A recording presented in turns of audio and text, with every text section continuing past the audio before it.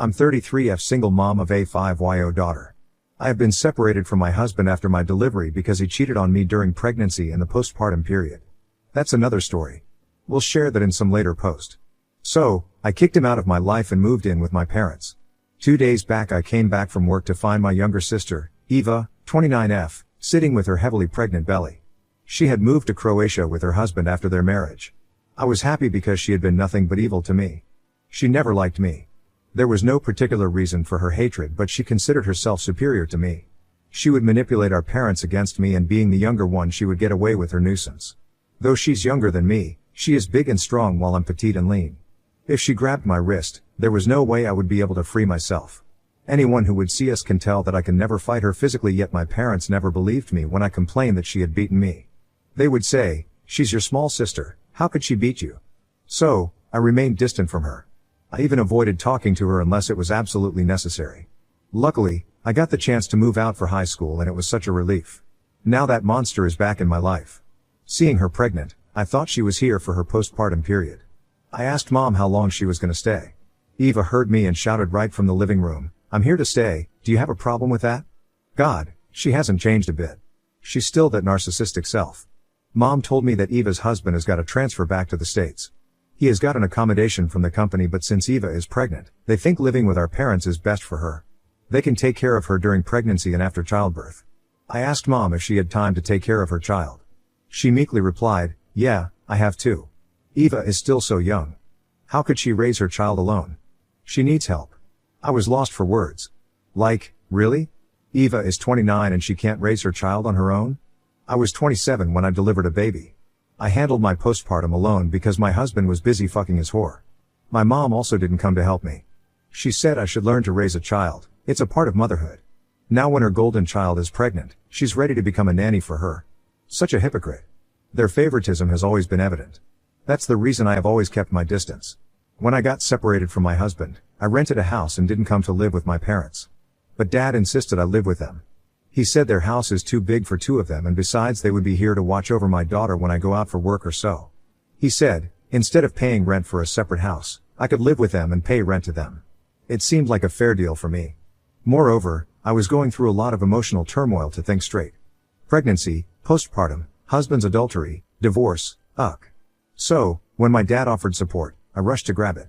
I moved in with them. I didn't face any such problems living with them. Just that the support which he promised to watch over my daughter got faltered. It was only a few times that Mom agreed to babysit my daughter. I had to call a nanny most of the time. She said she can't babysit full time, so I should hire a nanny while she could keep an eye if the nanny is doing her job properly. She wanted to take the role of baby monitor, lol. I thought it was better to have Mom around than to leave my daughter alone with a stranger. So, I had a full-time nanny as well. It's so disheartening to see how Mom is circling around my sister to provide her with food, meds, and supplements. She never did that to me. In my 9 months of pregnancy, she barely visited me 2 or 3 times, and only once after my delivery. Ever since I got to know that Eva is gonna stay here, I have an eerie feeling that they are up to something. I mean, how could they agree to let Eva move in permanently? We don't have that big a house to let them in. I'm happy to move out, but my daughter is too small to be left alone without any supervision. Though my mom doesn't babysit her exclusively, yet it feels safe to have her around. If I move out, I would always have to have a babysitter at home, and that too I don't know how safe it is to leave a kid to a babysitter. I know I'm a clingy mom, but hey, I'm a single mother. The only hope of my life is my daughter. I know I tend to be overprotective about her, but what should I do? She's my lifeline. Update 1. Thanks for all the advice. It helped me calm down my nerves. My most dreadful thought came to be true. 2 days after my post, I came home from work to find my stuff being packed and kept on the front porch and my daughter sitting by it. I asked her who did this, and she said that Ann had packed everything and made her sit there. My daughter is a quiet and well-mannered child. Poor girl has been sitting there for hours waiting for me. I asked her where was Grandpa and Grandma. She didn't say anything. She just hugged me and said she had been waiting for me to come back because she was so horrified of Aunt Eva. I asked her if Eva harmed her or scolded her. She sobbed and said that Aunt was yelling something which she didn't understand, and the way she was thrashing all my belongings, my daughter felt threatened. I stormed inside my room, yelling at Eva for an explanation. She said, "Do you want to mess with a pregnant woman? I can cops on you for harassing me. You know I can do it, don't you?" I gave back saying that I can also call the cops on you for harassing my daughter in my absence. She laughed and said, "Do you have any evidence? Mom was here when I packed your stuff. You know whose side is Mom gonna take, don't you?" With this statement, I understood it was futile to talk to her. I called out for Mom, but there was no response from her. She was home but had locked her room. Eva's evil laugh made it clear that they all were ganged up against me. Eva smirked at my helplessness and said, "Take a hint, you dumbass. No one wants you here. We packed for you and made it easier for you. Can't you see I'm pregnant and I need space? Me and my child is gonna stay here.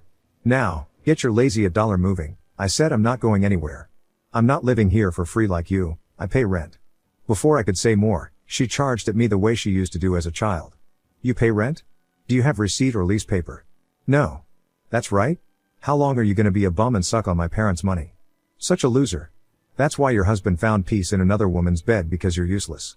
Disappear now if you don't want to get punched in front of your daughter." My daughter ran towards me and hugged me. She was petrified with all the shouting and chaos. So, I loaded my car with my belongings and left with my daughter. There was nothing left to be discussed. My parents were spineless in front of her. She wasn't lying when she said that Mom was there. She packed. In fact, Mom and Dad would have helped her pack my stuff. She's 7 months pregnant and there's no way she would have been able to lift or drag my wardrobe and heavy suitcases without their help. They all are in this together. Her husband has a decent job and they can easily afford to have their separate house. Still, she came behind me and chased me out. She is adamant to make my life miserable. She let her husband live alone at his company's flat while she's here busy troubling me. I don't know what wrong I did to her. She treats me in this way, and even my parents do not speak a word against her. I checked in at a hotel for a week and searched for a place to live. It was very difficult to manage work and house hunting. Finding a house in a week's time is so impossible. One of my colleagues was looking for a flatmate. I requested her to let me in. No one wants a flatmate with a baby, but I assured her that my daughter won't disturb her and I would move out as soon as I find a place. She was kind to let me in. I have been living with her for 2 weeks now.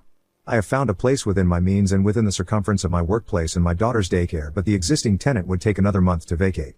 I have made the bookings already, just waiting for it to get vacated. It's almost 3 weeks since I have moved out, or rather kicked out of the house. My daughter still trembles with fear that Aunt Eva would come hunting for us and harm us. My poor little girl is not able to describe what exactly Eva had done to her, but she sobs that Aunt was just yelling at her and staring at her with wide eyes and threatening to hit her if she cried. She still sobs and wets her bed fearing Eva. I don't know how can I make her forget that incident. I feel so helpless to see her getting sad, remembering about that day. I still can't fathom how unsafe my daughter would have felt that day. She was traumatized in my absence. That bitch is about to be a mother, yet she has no empathy for a child. I'm never gonna forgive her, and if I get any opportunity to take my revenge, I'm gonna crush her. Update 2. So, I was looking for an opportunity and I got one. Like I mentioned, I was paying the rent for living at my parents' house. Over the last 1 year, Dad asked me to pay $5,000 extra on top of the rent, which he would return to me later. I agreed to help him out. I didn't know he was using my rent money and that extra $5,000 to pay the mortgage. Now that I have moved out, I didn't pay the rent and that extra amount. Dad called me up on the 10th of this month in a panic mode. "Why have you not transferred the money this month?" I got the message from the bank that the auto debit had failed due to insufficient balance. It made me crack up. He was so sure that I would pay the rent even after moving out that he didn't even check his account balance and keep the emergency funds. I said, "Hello, I no longer live at your house. Your golden child kicked me out. Remember? So why should I pay the rent?" He remained silent for a moment and said, "How I'm gonna pay the mortgage? I don't make enough money now. The sales at my store have dwindled. Whatever little I make, I use that to run the house errands. I was using the rent money and that extra $5,000 to pay the mortgage." I said, "That's not my problem. I don't owe you anything. I paid for my stay and bought my own food. Ask your narcissistic daughter to help you out. I'm sure she would." I hung up the call. Within an hour, I got a call from my mom. She said, "Your dad is struggling to pay the mortgage. And instead of helping him, you're hanging up on him. Did you forget how we stood by you when your loser husband left you? This is how you pay back? Swallow your shallow pride and transfer the money you have been sending every month." I replied, "Do you even hear yourself? You let me live in your house because I paid rent and you used that for a mortgage. I hired a babysitter whenever I needed a helping hand. You didn't pitch in. What kind of support you're talking about?" She realized that I was not going to stand and take it as I used to as a child. Now, I know how to give back. She mellowed down. She was like, "Babe, Eva is pregnant. She needs more space. That's why she requested you to temporarily move out." "Nothing to get bitter about this," I said. "Excuse me. She didn't request me. She threw me out while you all chose to shut your eyes and mouth. She tortured my daughter and I can never forgive you all for that." She further tried to defend her entitled daughter by saying, "She's lil immature. You shouldn't mind her words. You're the older one and wiser. You be the bigger person and forgive her and send us the money." Haha lol. It's all about the money. I chucked and said, "I'm no longer the weak doormat that you all could push over. You guys always favored her over me, and by letting her harass my daughter, you'll have crossed all limits of sanity. I never wanted to stay with you all but still stayed because I feared leaving my daughter alone to a nanny. But now, my daughter feels threatened more by you guys than a stranger. She started sobbing and apologizing. I cut her off and said, I'm done getting manipulated by crocodile tears. I'm not going to give a penny, and they stopped bothering me. They didn't call me after that. It's been a month since then. I think they are managing the mortgage by their own, or their golden daughter is helping them through it. I don't care what's happening in their life. I'm happy in my small cozy home with my daughter. I have hired a nanny who looks after her after play school. The nanny is a middle-aged woman who has a son 5 years elder to my daughter. She brings her son along to play with my daughter. They have a good time together. It feels so blissful to come home to a happy and loving daughter. Life does get better, we just need to hang in there. Update 3. Hello all. First of all, thanks for all the love and support. Means a lot to me. And second, sorry for not updating this thread often. 2 reasons for this. 1, had no relevant update to post. I have cut off all ties with parents and narcissistic sister. 2, was too busy in life. I got promoted this year, yay. But it comes with extra responsibility, of course extra pay too, so got caught up with work and motherly duties. But I got an interesting update this time. Last week, Mom and Dad showed up at my work. They didn't know where I lived, so they showed up at my workplace. I told the security to ask them to leave because I was too busy to meet anyone. I could see from the window blinds that they were arguing with the security and not ready to leave. They looked fragile, and it seemed that they had aged by at least 10 years in just a year. Mom was carrying an infant in her arms. I guessed it was Eva's child. It got me curious and I went out to meet them. They started sobbing on seeing me. They came to me as their last hope to save the house. Dad said he could not pay the house mortgage for the last 7 to 8 months. Whatever savings he had, he used it to pay for the initial 2 to 3 months after I left. The bank gave them enough time to pay the money, but they kept defaulting. Last month, the bank kicked them out of the house and has put up the house for sale. They have been living in a dingy apartment since then. They came to me to help them save their house. I listened to them patiently and asked them why their entitled daughter didn't help them. They lowered their face and said, her husband had kicked her out of the house because he found her cheating on him, and even the baby was not his. All the transfer stories and the company's accommodation were a lie. Her husband is still in Croatia and their divorce is on the way. I was so shocked to hear this. I said, even after this, you guys supported her? Mom cried and said, we didn't know about this. She didn't tell us. She said she was here for the delivery, but after you moved out and we asked her to help us with the mortgage, the truth came out. I was like, what did you do after knowing the truth? Hugged her and cried? You clearly supported her, that's why you're holding her child in your arms. They were like, how could we leave her in that condition? She had nowhere to go. We dried up all our savings to pay for her medical bills. Their condition indeed seemed very pathetic. I remained silent, thinking what to do. Without thinking anything, I asked where was Eva. At work? Mom was murmuring something, but Dad gave her a look and said, she's at home. She refuses to go to work. Mom interrupted him and said, how could she leave such a small baby and go to work? I laughed and said, really, Mom? You're still supporting her? Her baby must be 7 to 8 months old. Women all over the world go back to work leaving their 6-month-old babies at home, and Eva is no different. And given the condition she is in, she should have taken a job much earlier. They further pleaded with me for help. I said I didn't have that much money to save their house. Dad said that if I could pay for the defaulted months, he could request the manager to stop the sale of the house and we could continue the remaining payments in monthly Amy's. I said I don't have that much money. I have used up my savings to pay the deposit of my house lease and for the admission of my daughter into elementary school. My mom made faces at my answer. I said, Mom, instead of making faces, try and understand that I'm a single mom taking care of myself and my daughter all by myself. After they left, I was feeling very low. My manager asked me about it. She saw me missing at my desk for over an hour. I discussed the matter with her and she gave me an idea. I called up Dad and said I was ready to pay the piled up mortgage and also the remaining ones, but he needs to transfer the house to my name. My manager suggested that I buy that house.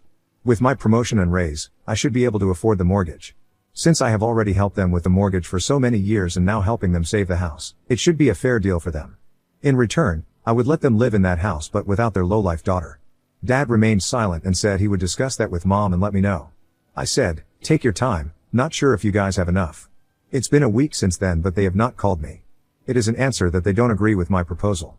They are okay with seeing their house getting sold off and living in a shady apartment but not letting go of their golden child and live comfortably. Good for them, they made their choices and now they'll have to live by it. Today while driving back from work, I thought of driving by my parents' house to see if the sale board is up, but then I brushed off the thought. I decided to cut them off my life a year ago and would continue to do so. I don't want them back in my life. I'm happy and content living with my daughter and seeing her grow and achieve new milestones. She's now in elementary school and I couldn't be more proud. Now on to the next story. Story 2. Caught my wife having an affair with our friend during a couple's beach trip. Thanks to our prenup, I left her with nothing. I, 40 male, and my wife, 32 female, had just moved into a new neighborhood and we didn't know anybody there. Thankfully, through our children, we were able to meet some cool couples that we could hang out with. One of those couples, let's call them Larry and Pam, was especially cool to us. We had a lot of the same interests, and they lived this sort of jet-setting lifestyle even though they had kids. It was something that my wife and I thought was impossible before we met them. The four of us hit it off and we spent a lot of time together. It helped that our children were close too. It worked out very well when we wanted to go out and have double dates, we could travel, and we had them to talk to about things going on with our kids. After a few months of knowing them, I started to notice that Larry was a little flirty. I joked about it one time when he was flirting with my wife, just telling him to back off because she's taken. Pam shrugged her shoulders and assured me that he was just a flirt and didn't mean anything by it. I was confident in my relationship and I wasn't worried about a little flirting. I've always been under the impression that it was harmless as long as it didn't evolve into anything else. But the flirting continued. It happened often enough that I was starting to get a little uncomfortable with it. My wife was gorgeous. This isn't saying that Pam wasn't, but Larry would have been crazy not to want my wife. But I wasn't sure if he was respecting our boundaries. Pam and Larry sent their kids to a summer camp every year and they were able to convince my wife and I to send our kids to the same one. The idea behind it was if the kids were all away for 2 weeks, we could take a grown-up vacation without them. It honestly sounded great. My wife and I were looking forward to going away with them. We thought that it would be a great opportunity to take time for ourselves and almost have a second honeymoon of sorts. In the weeks leading up to our departure, my wife had been growing a little bit distant. I kind of chalked it up to thinking that she was going to miss our kids while we were gone. 2 weeks away from them was more than we'd ever spent apart and I knew it would be hard for her. But I noticed that she was making secret phone calls and texting people very privately. I was a little curious about what was happening. The day of the departure came and we joined Pam and Larry at a vacation rental we all went on together. It was right on the beach, there was a jacuzzi tub on the porch, there was a large smoker grill, and we had high-end luxurious accommodations. It was heavenly. The first night that we were there, we bought some beer and wine and we all sat outside after I manned the grill, and got a little drunk. I noticed that my wife and Larry were once again very flirty. I was in high spirits so I once again laughed it off.